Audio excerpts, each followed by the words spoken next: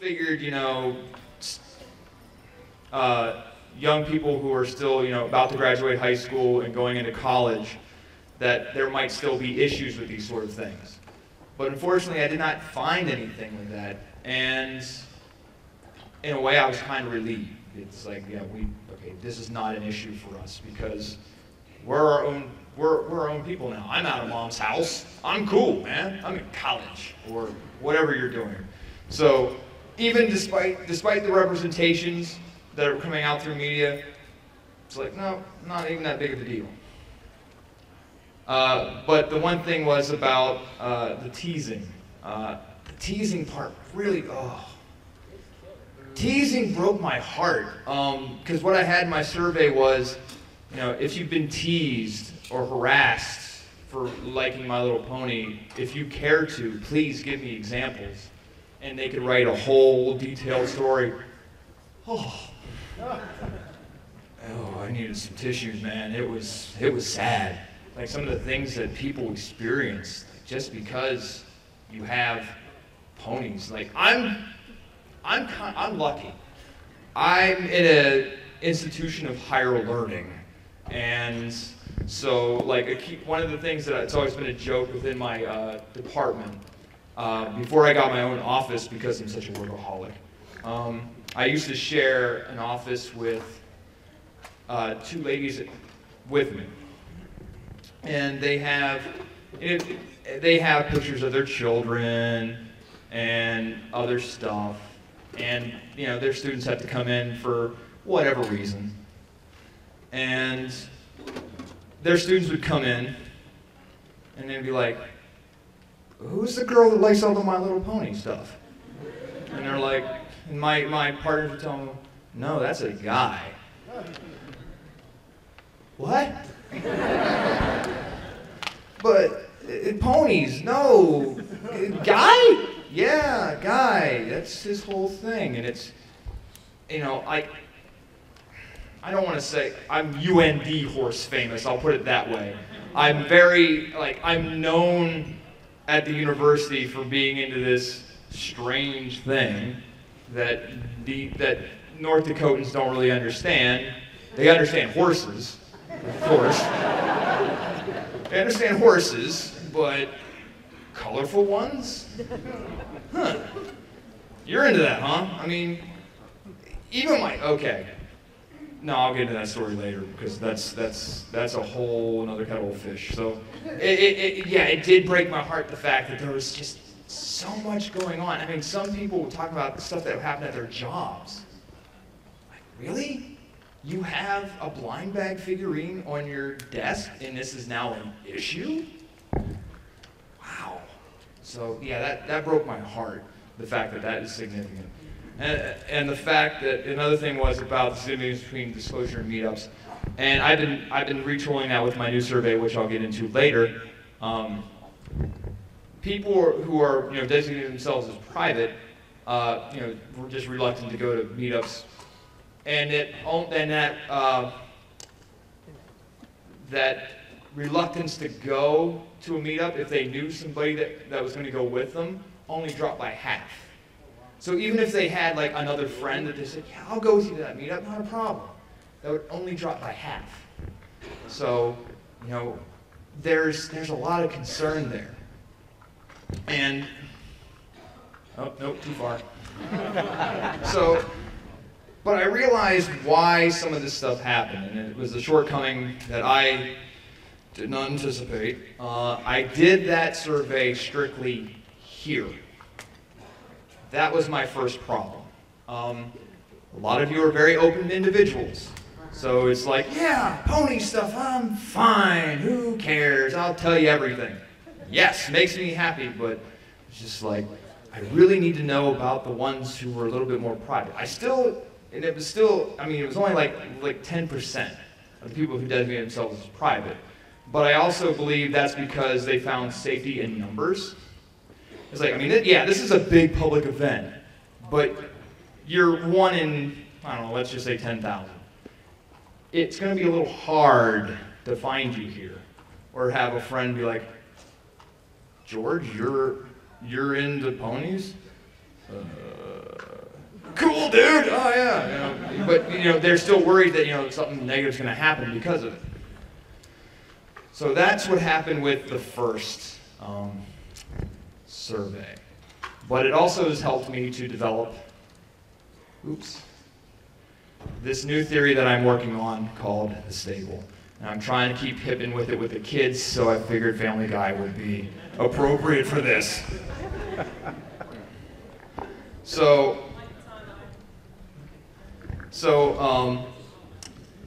out of all this data that I've been working on, I've noticed a lot of trends between my data and things happening within the community that I'm now calling the stable.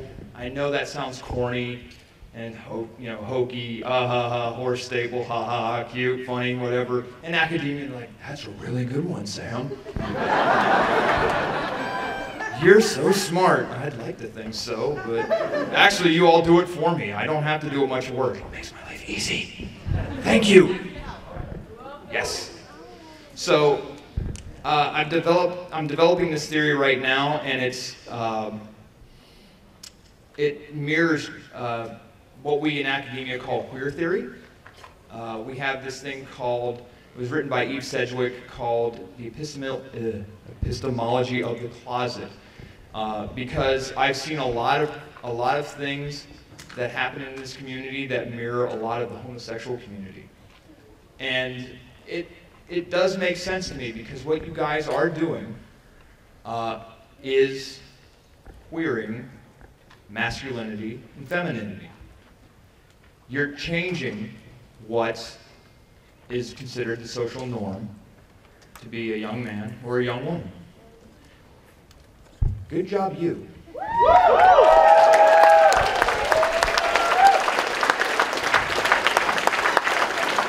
That is beyond awesome. That is what makes gender fluid. Because I've got a couple stories about how I've, made gender more fluid, because I like to sew.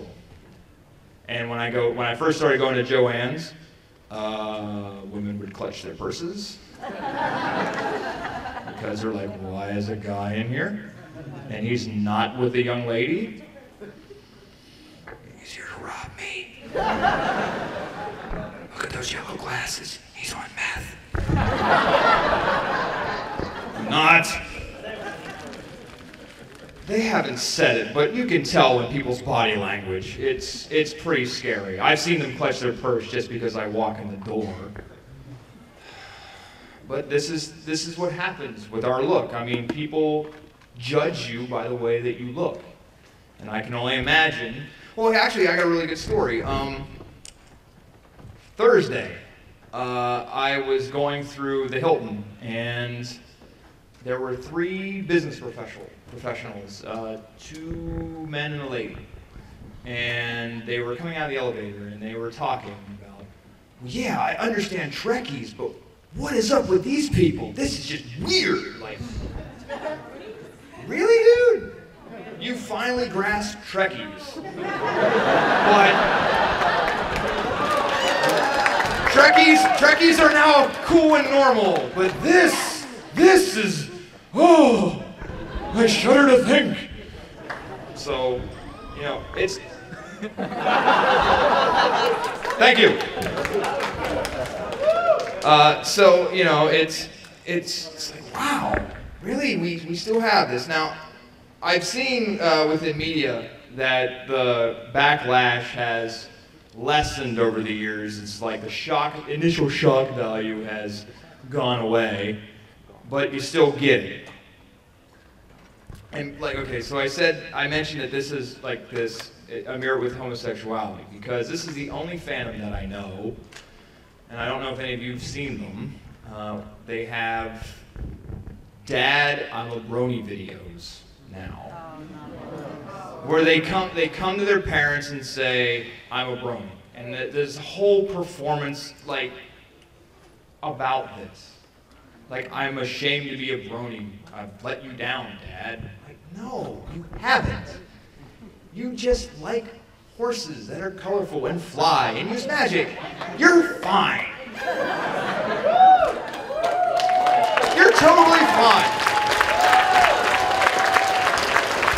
There's nothing to be ashamed about there. There's nothing to be ashamed about that at all. This is something that you love to do. It's something that you love to watch. You're totally fine. But I also understand it because, all right, story time. My father is very blue collar. Don't ooh like that, he's not that bad. He just told me, he's been a hard worker all his life. And he told me at the age of 5, you know, you need to go to school. Go to school, get an education. I don't care how you do it, just go to school, get an education. Well, I listened. Too good. That's why I've been in college for 8 years right now. So, you know, it's like, I just don't want to stop going to school. I mean, he's never really had the best grasp of what I've done since I've gotten out of high school. I mean, the only thing he really understood was my military career. That was a lovely 4 years. And he understood that. What branch? Oh, United States Army, 97, 2001.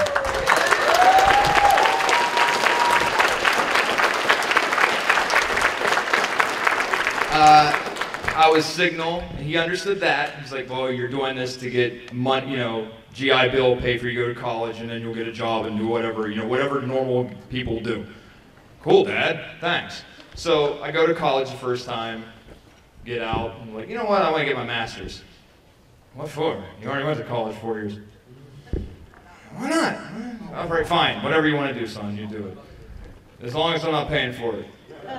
You never paid for my college, Dad. All right, yeah, that's right. Cool, whatever. Here's the thing. So after I got my master's, I'm like, you know what, now I want to get my PhD. What? It's like, is this paid for? Yes, cool. All right, fine. So he's just kind of been along for the ride. He's never understood any of the projects that I've worked on because before I was doing this, my master's work was in ideology and children's literature. He's like, why are you reading kids' books? Well, because believe it or not, there's something very important about them. He's like, well, I'll just never understand it. It's all that crazy theory stuff that you all throw around. I don't get it. All right, fine. So I get to UND. I'm doing my schooling there. Come home for Christmas because I'm originally from Pennsylvania, and that's 1200. Yeah! Woo! Yeah, PA. What part? A little town called Somerset. No one knows where that's at, and I'm happy. So anywho, I come back for Christmas. He's like, well, Dr. Boy, I'm sure you're doing something really elaborate and really up there in the theory stuff that I'll never understand, but let me just give it a shot. What are you studying? It's hard. It's so hard, and it's and this is where it comes in. I'm starting to feel almost ashamed about what I'm about to tell him. It's like, okay, Dad, remember My Little Pony? Yeah, your one cousin. She really loved them when you were little. Yeah. What about it? Well, there are fans who are really into this show. Okay. Now. Yeah. Oh, so you're just like older ladies and stuff. No, Dad.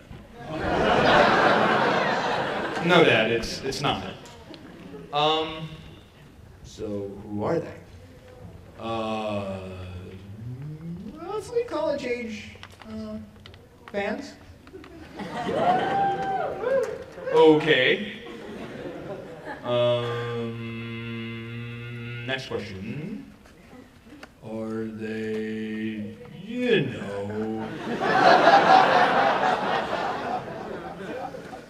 No, Dad, not.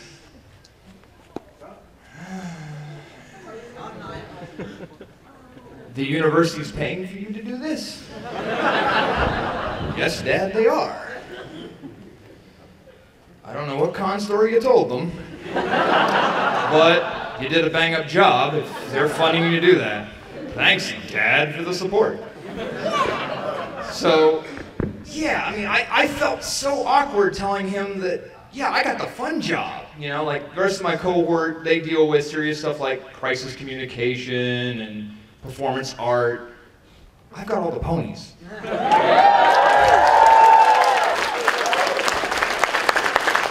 You know, and it's like, holy cow. It's like, yeah, I'm getting my doctorate in horses, Dad. But it's not veterinarian, it's what I'm doing. And he's just, okay. So what does this mean when you graduate? Are you going to get a job? Yes, Dad, I will, I promise. They can't let me go to school forever. They'll let me do my thing. So my specialty is to come into pop culture and gender studies. And so back to the stable. Eve Sedgwick in the stable, or in the epistemology of the closet, talks about the actual closet that we have in the homosexual community, and how that closet serves as a speech act. Whether you decide to stay quiet or you like to pronounce yourself, you are committing a speech act.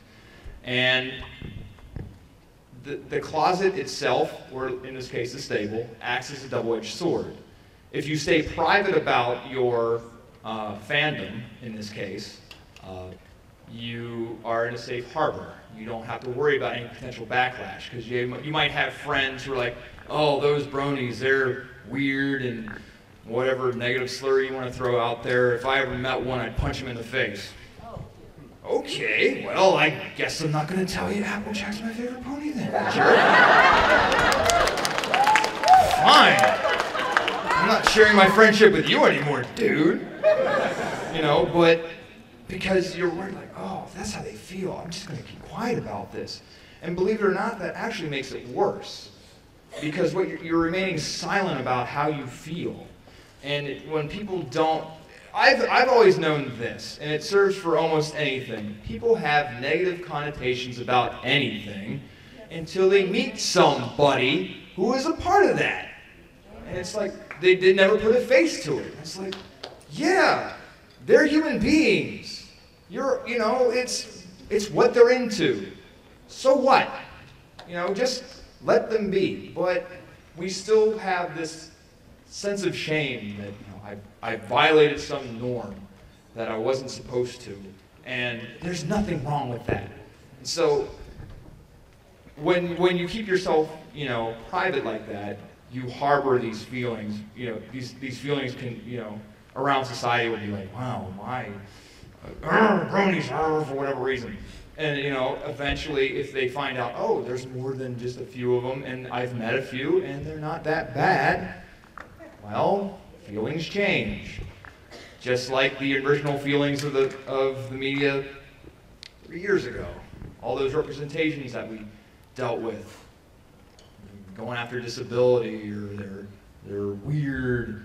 One of the best stories when I first decided to get into this research, I was still at the community college, and I wanted to talk to one of my fellow professors there, just talking about my research, and I was like, I was looking for some advice. Not even blinking an eye, her first question was, are they gay? I'm like, why does that even come up? That shouldn't come up. I mean, yes, it's targeted for little girls, but why can't anybody enjoy it? Yes. I think the main reason that they say that we're gay is because the original was aimed towards girls. I have to say something about that.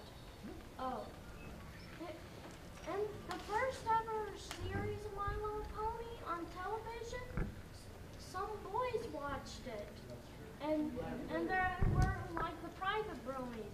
They didn't talk about it to other people. I'd like to say something, please. Yes. My son goes to a very small school. He only had he's going into 6th grade, so middle school now. Right. In 5th grade, he only had 31 kids in his whole 2 classes. Yeah. He's also the only high-functioning autistic child Right. in school. So he faced a lot of bullying and everything just because of that. Right. When he came out in 4th grade as a Brony, it was even a lot worse. Right. I just want to say thank you to the Brony community because this child has had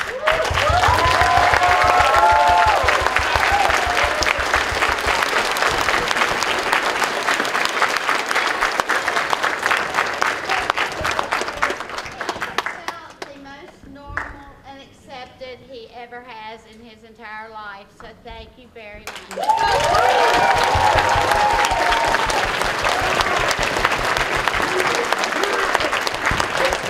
That is the goal of my research. I don't want us to be viewed as just all so different that way. We are all, it's okay, period. So before I go into questions, I'm doing another survey this year.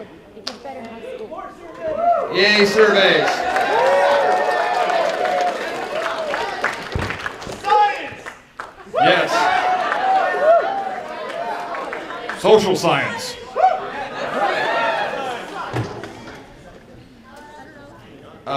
So here's what's going on. My survey has been updated a bit because I'm going after questions that I need to further pursue to understand some of the various theories within the stable and stable activities. So what happens is this. I have in here, and we'll do this after this wonderful panel that you've been so awesome for. I never get applause in my classes because I think they're scared of me. But that's okay.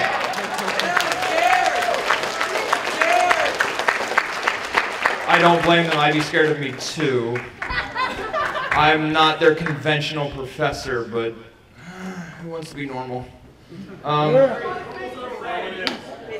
So, because this is actually how I teach. So, yeah, you come to UND. It's awesome.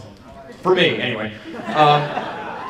So I have these wonderful business cards. They all have a QR code that you can scan, and then it takes you right to the survey itself. And you can start filling it out, and you'll know you hit it because the very first thing you'll see is all this legal mumbo jumbo and IRB stuff with Princess Celestia because she is the law. Respect her authority. And then after that, it is a series of roughly 50 questions. It's all very tailored down, so not everyone's survey is going to be exactly the same. It all depends on how you answer questions. But every question has another picture of another pretty pony. So I don't bore you with nothing but texts, so you get more ponies. Yes. And as an incentive, because the academia world thinks nowadays you have to do that, there is a special incentive for everybody who takes it. If you take it, you will be in a drawing for a free plushie.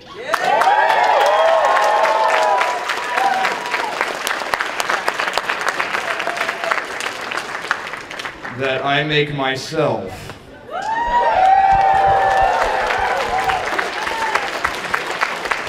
So that's how I bend gender. They're like, why are you buying fabric and why do you know all this stuff? Because I like this soap. So, yeah. So, yeah, by taking this, you help me in my data. So far, after I launched this at BabsCon, I have 1,100. I'm looking for as many as possible. Also, if you do not have a QR reader, I do have this in Facebook and Twitter. So you can just go there by going with, that is not called a hashtag. It has never been called a hashtag. That is marketing. Yes! Yes! Thank you, Octothorpe. It is called an Octothorpe. It had no function. It's Greek origin. Look it up. That is what it is. It is not a hashtag. That's branding. So, By going through Facebook, Twitter, or through the QR code, you will instantly go to this survey and you can fill it out and potentially win a plushie, canon plushie of your choice. Except royalty, I have yet to figure out that body type. And no changelings. Aww, sorry. Maybe fill it. If you win, we'll talk. So, now that I hope I enlightened you. My students always feel like I bore them to death. They're just no fun. I will now take questions, and I will start with this gentleman who has so patiently been holding his hand up. Okay, thank you. And sorry to people trying to see the projector. My hand is like badly covered. Yes. Now I have a question on whether does this count as private or public. You see, some people in my family, I keep it to people I am good at telling people I am comfortable with. Throughout the time with me being a Brony, I've learned how to express it in a way that's not annoying. Because like, thank you. And other people with questions can line up. Yeah, that makes it so much easier for me. Although we only have like 10 minutes. Yeah, there's only like 10 minutes left, so if you got a good one, don't hesitate to ask it. And we have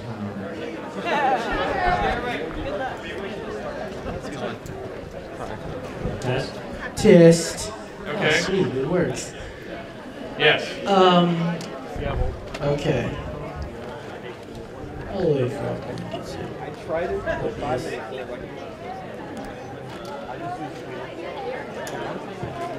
Yeah, oh yes, you have to be 18 to take this. Due to IRB restrictions, I'm sorry, children. Well, anyway, let me hear your question. Okay, I'm trying to figure out if does this count as private or public? This whole performance here? No, not the performance, but my Brony status. I have this as a question. Okay. This is me. I know I won't be preaching it really long, but just to tell you what it is. Okay. Be careful with the microphone. Neither me or him own this equipment. Okay. I tell people that I'm comfortable with. I recently just told. Okay, move up. Move up. Okay. I recently just told my mother. Yeah. Because, you know, I was once one of those closet people, but, I don't tell other, dang, this is really complicated now that I think, because let me just finish it right there for you.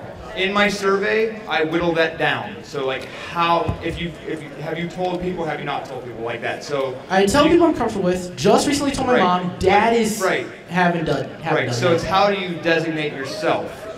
That's the goal. So, but if you designate yourself as one or the other, you can also whittle that down. Like who have you told? That's all. Like I'm trying to really whittle it down. Okay, then I'm in limbo. Okay. Thank you for answering my question. Who's next? This guy. Hello. Hello. So after you're done with your PhD, do you intend to pursue a career in academia as a researcher or do something else entirely? I'm going to be a researcher. My goal in life is to be like Donald Sutherland in Animal House, if you know who that is. Complete with corduroy blazer and elbow pads. But I won't be talking about Milton, and yes, Milton is boring. That I do wish to be the rest of my life being in a stuffy academic room doing all that stuff, yes. Thank you. Hello. Hello. All right. Technically two, but I'll try to rush. Sure. So my main thing is, as a gay brony myself, I find myself in the minority here. Mm-hmm. But it's one of the things you talked about how that perception is. Have you found anything in your research about those who actually, quote unquote, fit part of the stereotype? All I know is that in a demographic sense, just like in general society, it is a small minority. I haven't seen any, I guess you could say, correlations, I guess you could say was what you're looking for there. And I don't think that should ever be a hang-up for anybody. I mean, just because you have a different sexual identity does not. I don't know. I'm still trying to fight that whole thing of like just because you like a show for little girls does not make you a pedophile or gay. I haven't really seen yet correlations of any sort. If that helps you anyway. The only other thing I was going to say is, how do you feel the academic community can take what they're finding and help it to increase the word or help our community outside of just academia? We've been working on that. I have been in talks with the Brony study people and a couple other academic Brony academics. We're working on potentially a book. I know they want me to write a chapter or two myself, so we're working on it.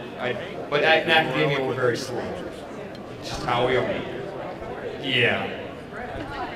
Thank you. I wondered, due to people's emotional attachment to the ponies, yes, do you think there's any chance that the images that you chose for the pages of the survey could influence people's answers? That is a concern, and I really tried not to. I didn't try to draw any real associations with questions so I tried my best. Does that mean it's fail-proof? No. Because I already got the one question I have is, name your 3 favorite ponies that are background. And I have a picture of Luna there, just because. But everyone's like, you're trying to influence. Like, it's just Luna to me.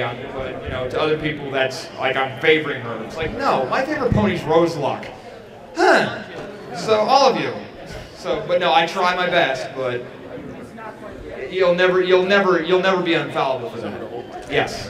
Have you published any articles for those of us that would want to keep reading your work? I have one article on Google Docs that would never made anything. It's a seminar paper that I wrote. It's mainly media, fan interpretations of media. The other one I've sent to the Journal of Gay and Lesbian Studies, and yeah, I'm working on it. Yep. You got it. Okay. Well, I was going to say that one of the ways that I found to help stop bullying discrimination, and people ask me joking questions, and eventually just answer them, they'll get more and more excited to hear my answer until they just become educated. Have you found any other ways to sort of turn somebody who teases a brony into somebody who knows about everything, like sort of educates them on the issue? Can you say that all again? Sure. Yeah. Is there any ways that you found that you can turn somebody who teases a brony into somebody who now knows and accepts them? Best ways to sort of stop somebody who's teasing them? It's so hard. I have not yet. It's very hard. I mean, the best thing you can do is, just show that even within negativity, we're willing. It's just like the old saying that we have: love and tolerate. It's very difficult because society still I get weird looks in my small town when I go home. Like, why are you wearing a pony on your shirt? Well, because I have it. Negative. Sorry, it's not Ford or Chevy. But that's what I get. So it's hard, but we're working on it. Yes, sir. For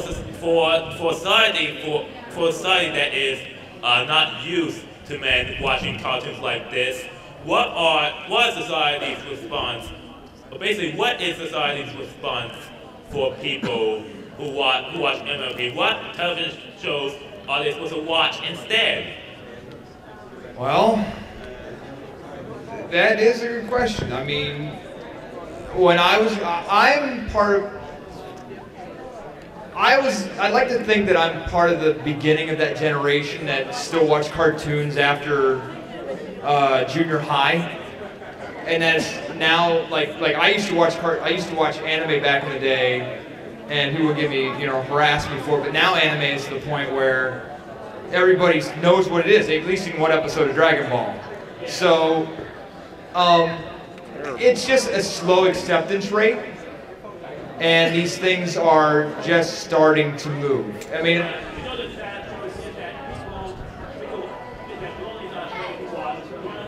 Mind the way? Yep. Mind Oh, the no, way. you're fine. Yeah, you're fine. right, right.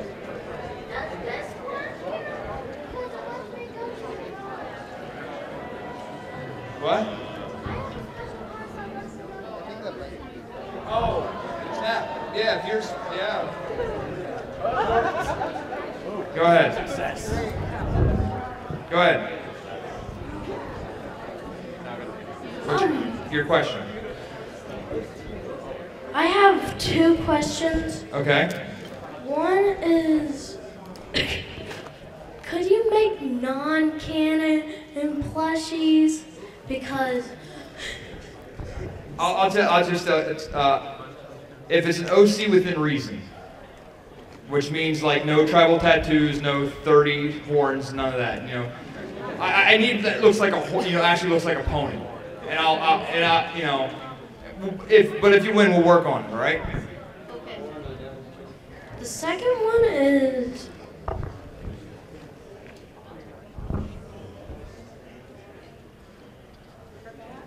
have you played any My Little Pony games? Yes, I have the game loft game. Those gems are the devil. Oh, that's. I need more magic shards and they will never come! Oh, also, one big thing is that you should try this game called Equestria Bound. It's a like a My Little Pony version of the game Earthbound. Okay, I'll keep that in consideration. If I wasn't reading so many dusty old books, I'd keep that in consideration. I have to read dusty old books, man. It's my job. Go. My question is, I'm wondering if I'm public or private because even though I don't tell people that I like it, like I wouldn't try to lie about me liking it. Right. If someone asked me, I wouldn't lie. It goes back to social identity theory. How do you identify yourself? How you feel about yourself. You identify you. People can throw labels on you, just like I'm doing when I do my surveys and whatnot, but you are the one who identifies yourself. So it's how you feel. And even when you reply and say I'm a private Brony, but I haven't told anybody, or I may have told 1 or 2 people, I try to whittle it down so that it's a better understanding. Oh, we're done? Sorry. I wish I could answer everyone's questions, but you've all been awesome. Thank you very much. And if for some odd reason, okay, I'll just show myself here for a second. Booth 205. I have, I think last check I had 10 horses left. And they look better than her. But she's my waifu, that's not Roseluck, so it's alright. Thank you, you've all been awesome.